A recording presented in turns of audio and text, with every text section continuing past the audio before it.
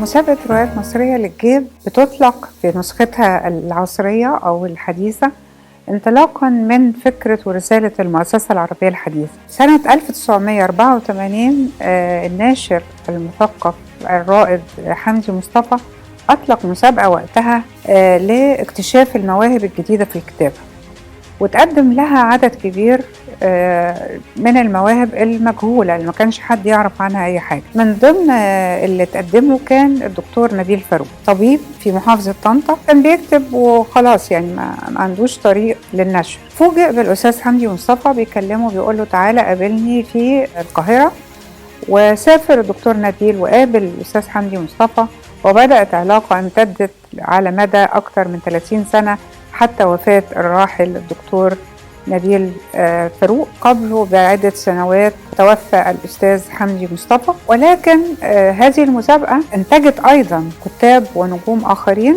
زي الدكتور أحمد خالد توفيق، وهو أيضا طبيب ومن طنطا كمان. ليه فكرنا دلوقتي في ان احنا نجدد الفكرة ونحيي التراث الكبير اللي بتقوم عليه مؤسسة العربية الحديثة وروايات مصرية للجيب؟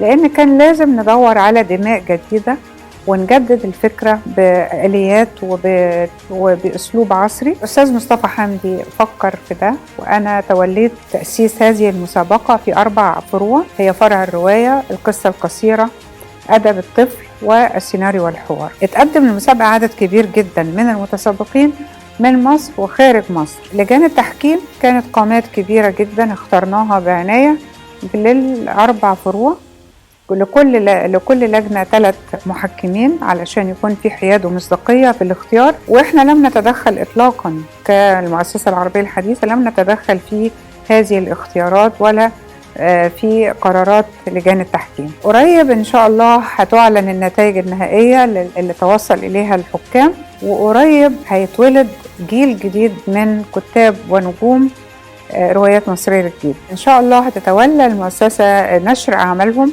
ونشر اعمال اللي اوصت لجان التحكيم بنشرها حتى غير الفائزين.